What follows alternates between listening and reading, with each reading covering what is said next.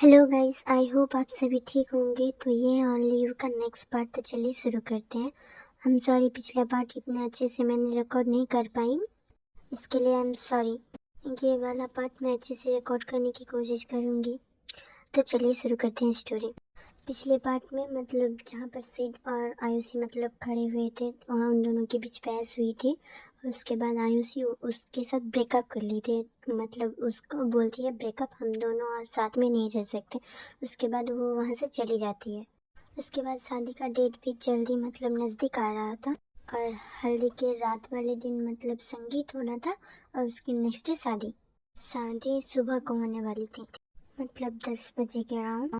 तो हल्दी वगैरह मतलब बहुत अच्छे से निकल जाती हैं, जिसको जो रस्म करना होता वो रस्में वगैरह हो जाते हैं। उसके बाद रात आती है, और रात में संगीत के बाद मतलब बैचलर्स पार्टी होने वाली थी सबके एक साथ।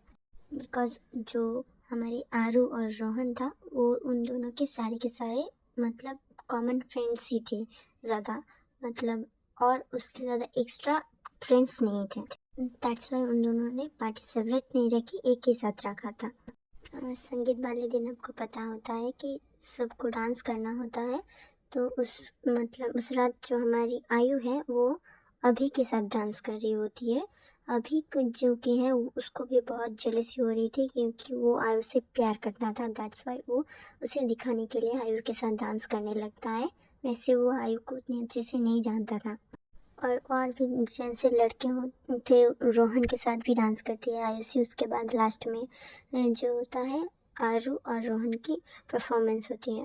बट उन दोनों को मतलब अच्छे से डांस नहीं आता था। आरू को आता था बट रोहन को नहीं आता था। दैट्स वाई वो बहुत अच्छे से तो डांस नहीं कर पाते, बस मतलब काम चलाने वाला होता है। उसके बाद जब मतलब आयुषी को हमारे देखता है दूसरे लड़कों के साथ, तब उसका पारा हाई हो जाता है। वो बहुत मतलब चल भुनने लगता है, मतलब उसको बहुत ज़्यादा जेलसी होने लगती है।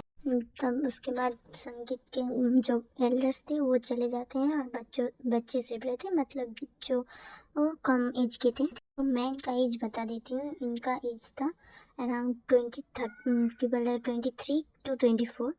और जो अभी था वो थोड़ा सा छोटा था, 2 साल छोटा था इससे। तो वो 22 का था, मतलब सिड से 2 साल छोटा था, 22 का था। और जो आरू थी वो 23 की थी, और आयु भी 24 की। ओके, एज वाले डिस्कशन हम यहीं पर रुकते हैं। तो सब बड़ों के चले जाने के बाद वो सब थे जो उनके क्लासमेट वगैरह थे, और अभी भी था, वो सबसे छोटा था वहाँ पर। और अभी को जलन हो रही थी, ये बात हमारा सिड भी नोटिस करता है कि उसे जलन हो रही है रोहन और आरू के साथ में देखकर, बिकॉज वो बचपन से उसे लाइक करता था, और अब किसी और के साथ उसकी शादी हो रही, वो उससे देखा नहीं जा रहा। बट वो ये चीज़ मतलब एक्सप्रेस नहीं करता, क्योंकि आरू उससे 1 साल बड़ी है। उसके ऊपर से उसकी डैड की मतलब जो पहली वाइफ होती है उसके ब्रदर की बेटी होती है, वो दूर के रिश्ते से ही सही, बट उसकी बहन लगती है, और बहन से तो प्यार नहीं कर सकते ना। और उन दोनों में ब्लड रिलेशन नहीं था, फिर भी वो तो शादी कर सकते हैं, बट ये समाज नहीं मानेगा। इस डर से उसने कभी ये चीज़ एक्सेप्ट ही नहीं किया, और ना ही किसी से ये चीज़ मतलब शेयर करी होती है। और इस बारे में किसी को भी कुछ भी नहीं पता होता है। अभी वहाँ से मतलब गुस्से से चला जाता है, वो नहीं रहता। उसकी कुछ देर ड्रिंक करने के बाद वो चला जाता है वहाँ से। और सिड जो कि जलन में मतलब जेलसी में डूब चुका था, तो वो बहुत ज़्यादा पीने लगता है। मतलब उसने कभी ड्रिंक नहीं करी थी, और एक पहली बार में ही बहुत ज़्यादा ड्रिंक कर ली होती है, मतलब वो अपने होश में ही नहीं होता है। और हमारा दूल्हा दुल्हन वो दोनों ड्रिंक नहीं करते हैं, बिकॉज जैसे कि पता है वो ड्रिंक करना उनके घर में मतलब जो, क्योंकि वो डॉक्टर था, तो इस वजह से वो उसे पता था कि ड्रिंक करना कितना मतलब शरीर के लिए हानिकारक होता है, तो वो दोनों ड्रिंक नहीं करते। और सिड ने बहुत ज़्यादा ड्रिंक कर ली होती है, और उसके बाद नेक्स्ट डे आँख खुलती है उसकी। वो अपने रूम में होता है, और बहुत ही मतलब अजीब कंडीशन में होता है। मतलब सिड की एक आदत थी नेकेड होके सोने का, तो वो इंडिया में नहीं सोता था। वो जब फॉरेन में रहता था तब वैसे सोता था, इंडिया आने के बाद नहीं सोता था ऐसे। बट वो उस दिन नेकेड होके सो रहा होता है और देखता है उसके घर में, मतलब जो रूम था उसका, उसमें कुछ चीज़ें टूटी हुई होती है। उसे लगता है शराब की नशे में वो, उसको गुस्सा आ गया होता है, दैट्स वाई वो टूट जाते, उसने तोड़ दिए होंगे।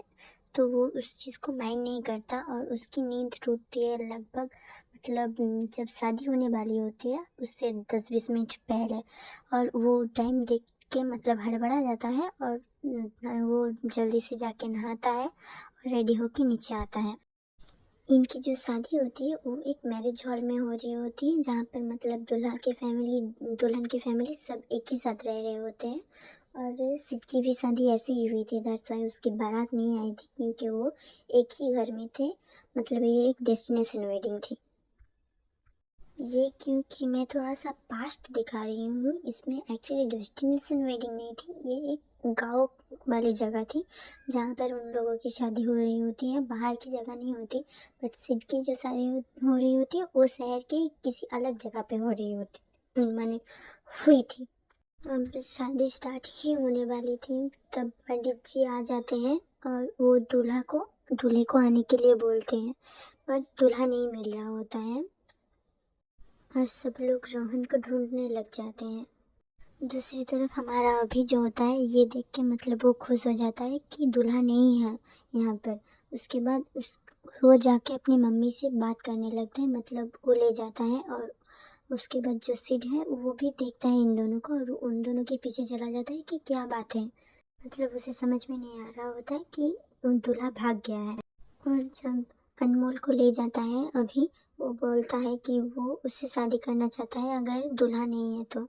अनमोल थोड़ा सा शॉक हो जाती है, बट वो बोलती है तुम शादी करोगे, पर वो तो तुम्हारी, तब उसको टोक देता है अभी और बोलता है कि वो मेरी कोई ब्लड रिलेटेड बहन नहीं है, वो भाई की बहन है, मेरी नहीं। आप शायद भूल रहे हैं, पर वो आपकी रियल भतीजी नहीं है। तब अनमोल बोलती है हाँ तुम दोनों शादी तो कर सकते हो, बट दूल्हा को पहले ढूंढने की तो कोशिश करना चाहिए ना। उसकी मॉम डैड नहीं तो उसकी शादी हम ऐसे तो नहीं करवा सकते, वो हमारी जिम्मेदारी है, हम उसे ऐसे ही नहीं छोड़ सकते।